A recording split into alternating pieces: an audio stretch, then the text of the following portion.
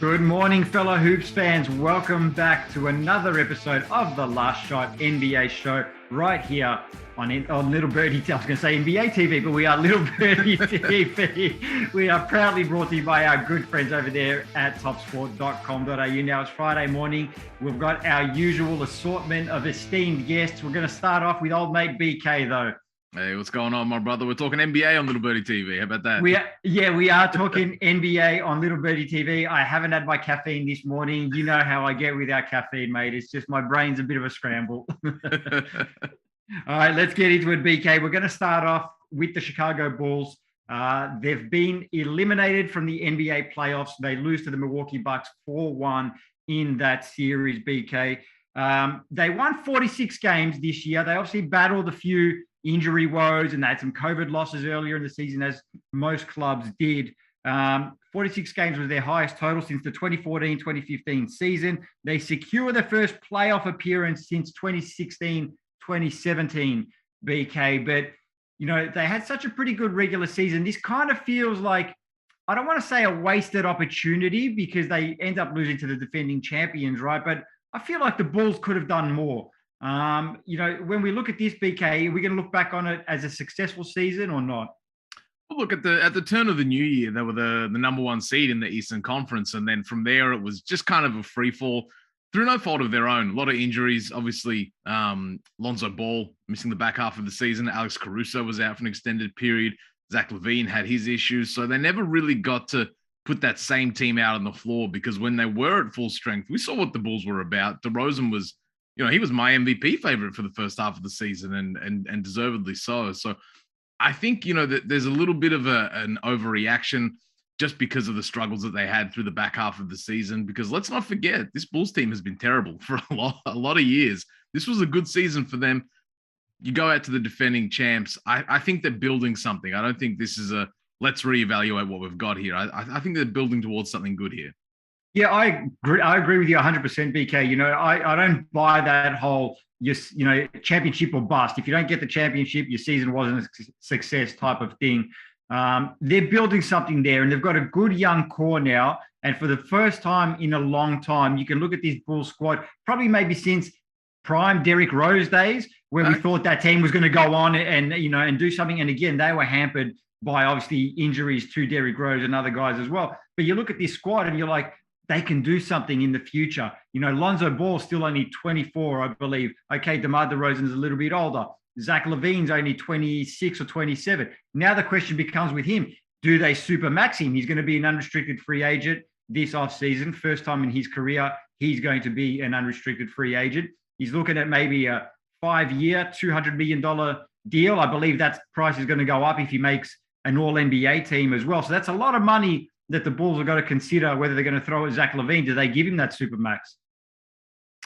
I think they have to. I mean, what are we doing here? This guy was a two-time All-Star. I know that they have very limited flexibility, but if anything, that just gives you all the more reason to pay Zach LaVine and figure out the rest later. I mean, there is the option of a sign and trade if they're not convinced by Zach LaVine's game or his health, the partnership with DeRozan. But I think he showed enough this season, you know, even as he was hampered, that he's going to be a strong building block for them for the future. I just can't see a situation where you let him walk, where you don't offer him the max, because worst case scenario, you sign him, you change your mind later, you can always move him. I don't think you can afford to let a guy like that and the impact that he's had on this roster just walk for nothing. I think that'll be a huge whiff if that's what the Bulls front office is thinking. Yeah, facts. I think, look, they have to sign him. I think they will sign him. I think it's inevitable that they do re-sign him. If they don't, you know, you've taken 2 steps forward and you don't re-sign Zach LaVine, all of a sudden you've gone 3 steps back, in my opinion. You know, again, DeMar DeRozan's great, but he's on the older side of things. You want to sort of have Lonzo Ball, Zach LaVine there building towards the future. Does he think his future is in Chicago, though? He just signed that big New Balance check. He could sign for a little less with another team. Do you think there's another team that could turn his head, or has he built enough of a foundation in Chicago to think, you know, this is where I want to have the, I guess, prime years of my career? Well, look, I think the most another team can offer him is 160 million over 4, if I'm not mistaken. Yeah, so to look, and he can, like we said, he can get maybe more than 200 if he makes an All NBA team, which he might squeeze onto a third, but I don't know about that. But look, that's a lot of money to leave on the table. I don't know how much New Balance is paying him, but I don't know if it's going to cover that extra 50 million that he might be leaving on the table. So, look, I think he stays because I think he wants to be courted. He wants to enjoy this free agency. He's spoken about that. It's the first time I'm going to be an unrestricted free agent. I think he wants to enjoy the process. Ultimately, I do think he resigns. Yeah, I agree. I think for both parties, especially because the Chicago Bulls, as I said, they haven't had a lot of success in recent seasons, and LaVine has been a core part of this turnaround. And quite frankly, the partnership with DeMar DeRozan at stretches this season looked like one of the best duos in the league. Let's not forget, just because they slipped in the back half of the season, like these guys were nice. Facts. Listen, I just one day want to be offered $200 million for my services as well. I doubt that's ever going to happen, BK. But just give me the choice, Just give me the choice. Such is life. All right, let's move on. We're going to talk a little bit about the Eastern Conference first round. Now we're getting a bit of an idea of who's going to be in the second round. Clearly, we've got 3 out of the 4 teams settled already. We're just waiting on Philadelphia and Toronto to sort out their series, BK. Celtics sweep the Nets 4-0. Miami beat Atlanta 4-1. Milwaukee beat Chicago 4-1. BK, my question to you is, which one of those teams impressed you the most? I think it's got to be the Celtics, just given the opposition against the Nets. But it's the way that the Celtics played, the way they played defense, and the emergence of Jason Tatum. Like, I look at this guy now and I'm thinking, this guy could be the number 1 guy on a title team. Like, that doesn't seem crazy. Like, I think he's cracked through that next tier of NBA stardom, because what we saw from him defensively, offensively, late in games, like Jason Tatum he's really that dude. Yeah, and look, I'm with you 100% because I'm looking at this, right? Miami was expected to beat Atlanta because, quite frankly, I don't think Atlanta's that good. Chicago obviously hampered, had injuries, all that sort of stuff. Milwaukee playing without Middleton for a little bit of that series as well, but the Celtics just absolutely annihilating the Nets, 4-0. We were talking about the Nets that you don't want to face them in the first round, and the Celtics did. They were like, nah, we're going for that number 2 seed. We want to play the Brooklyn Nets. They did not shy away from the challenge, and then they proceeded to take them apart. They took Kevin Durant out of his game.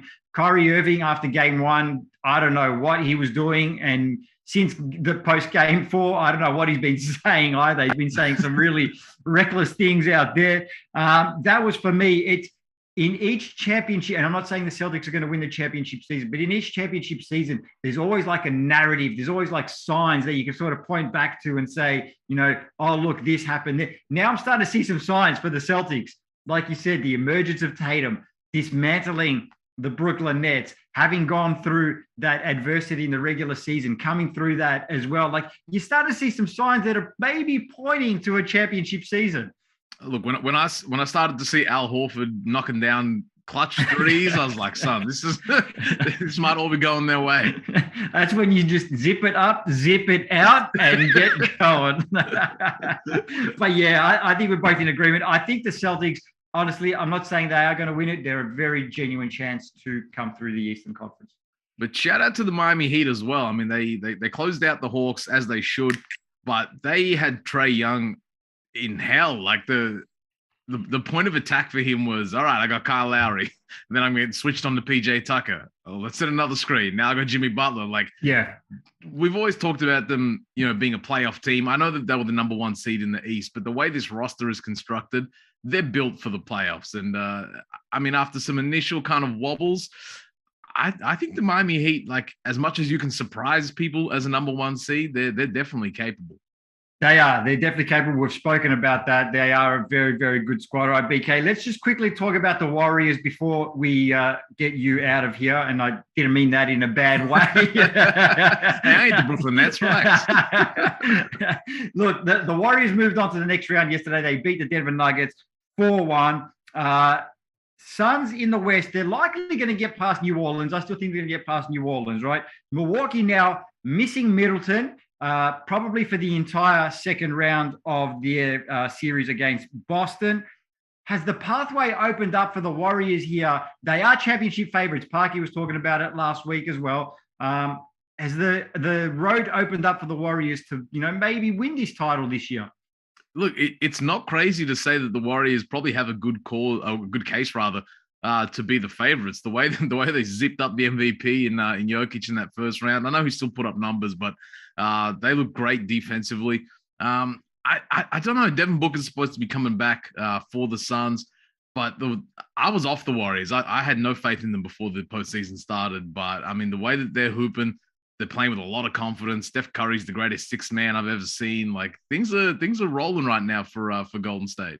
Yeah, I'm with you, man. I was totally off the Warriors as well. And then I saw somebody prior to the playoffs predict Warriors versus Celtics finals. And I was like, no chance. I was like, no way it's going to be. And now I'm looking at it and I'm like, who's going to beat the Celtics and who's going to beat the Warriors in the West? Like, these guys are on a collision course right now. Hey, that would be a nice 7-game series.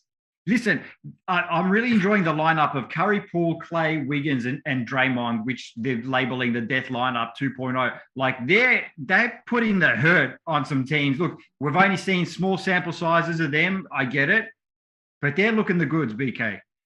Yeah, I agree. In terms of being able to run teams off the floor, especially against bigger opponents, Draymond Green, I mean, I've run out of superlatives for this guy. For a guy that's 6'5" to defend at the center position, he keeps the ball moving down the other end. Like he's been terrific for the Warriors. I know the numbers don't leap off the page, but just watching this team and watching how much he makes everything go, and just also the selflessness of a guy like Steph Curry.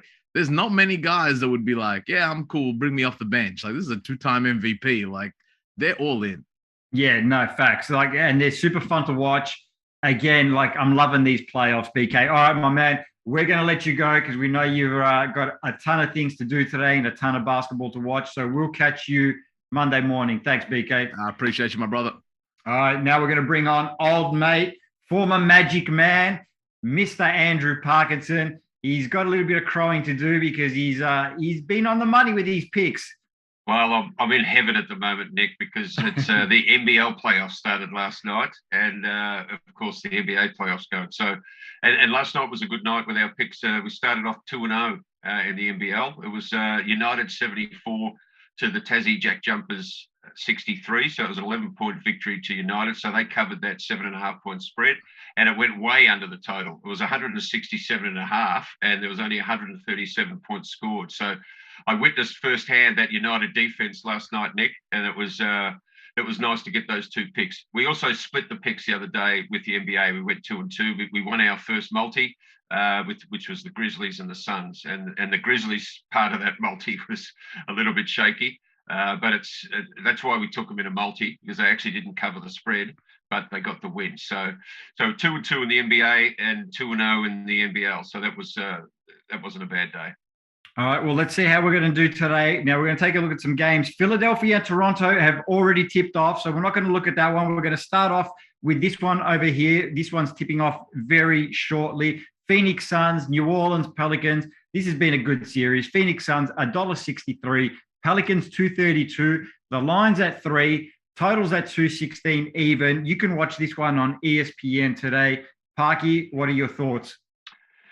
Yeah, I'm not too sold on. There's a lot of question marks going in this game with Book. That spread's moved, and it's a lot of money's come for the Suns. So that makes me think that Book actually might play some limited minutes, because they're saying that it's possible. So I think that's why that spread's crept out. But I'm not too sure. Chris Paul's got that finger injury, so I think we're going to stay away from the betting on a team there. But I do like the over. It's 216.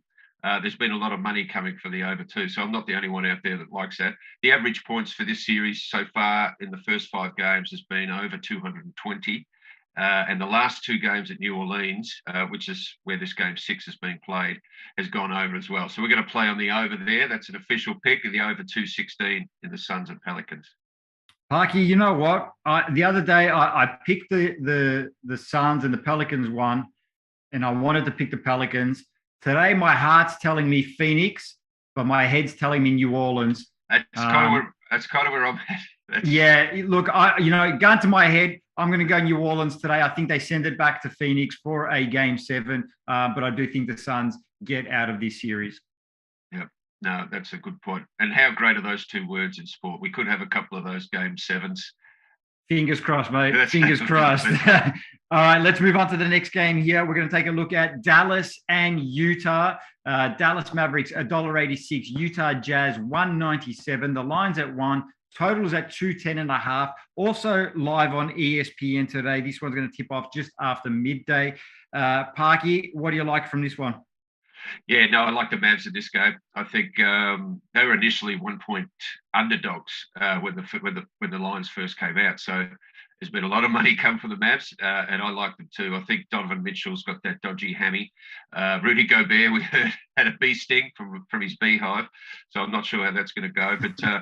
But yeah, no, I really like the Mavs in this game. As far as the total, 210.5, I'm going to stay away from that. The average has been 205.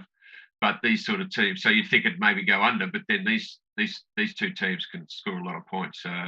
But they've had a couple of low-scoring games, so we'll stay away from the total points. But I think the Mavs is a special one today. Yeah, I think the Mavs close it out, and we might actually see the first DNP beasting in NBA history, right? Yeah, DNP BS. All right, we're going to take a look at tomorrow's game as well, Parky. There's only one on the schedule for tomorrow. Memphis Grizzlies, Minnesota Timberwolves. What a series this one here has been. Grizzlies going into this one, $1.86 favorites. Timberwolves, $1.97. The line's at 2, totals at 229. Live on ESPN as well. Parky, what are you looking for from this game? Well, this series could be 3-2 the other way with that game that the Timberwolves are at 26. So it's a bit like that Philly-Toronto series. It could have gone the other way. But no, I do like the under 229 in this. The average points in this series has been about 225. And I think it's going to go under. I think it's going to get a little bit tighter. In Minnesota. This is an elimination game for the Timberwolves.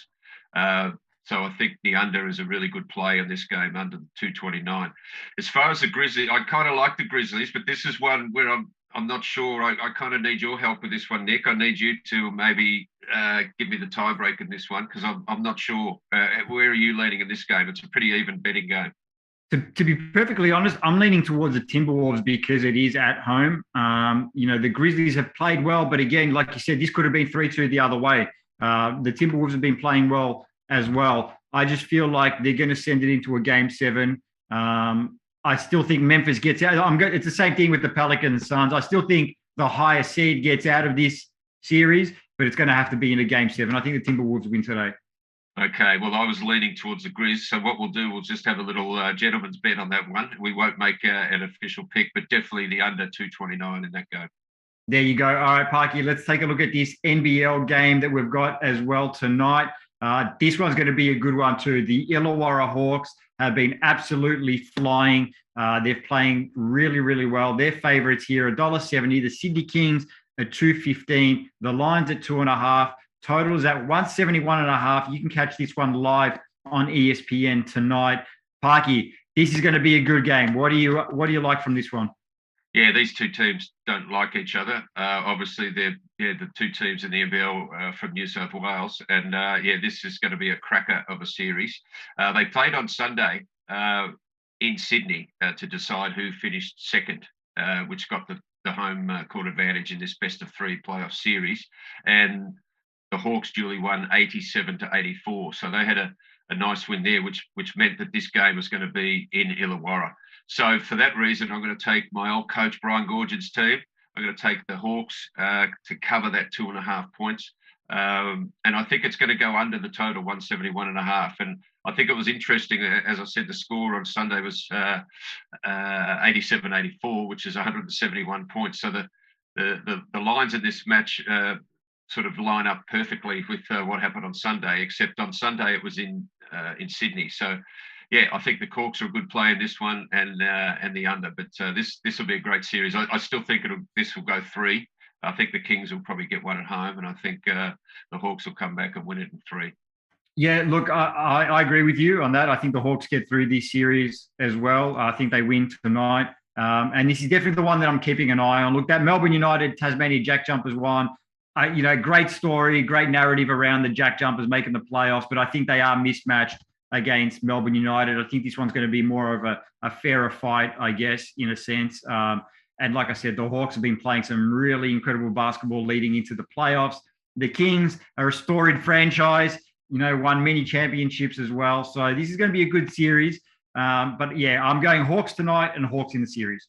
Yeah, no, that's a good point. And the point you make about the depth, I think the Tassie Jack Jumpers, the reason they did so well, they won 17 games in their first year of existence with a lot of different players. I don't want to be disrespectful to them, but they weren't exactly marquee players, and they've all made a name for themselves now, which is great. But you just see, especially last night at the game, the depth that United had over the Tassie Jack Jumpers, and with the Kings and Hawks series, both those teams are very deep, and that's why I think that series is obviously going to be a lot more competitive.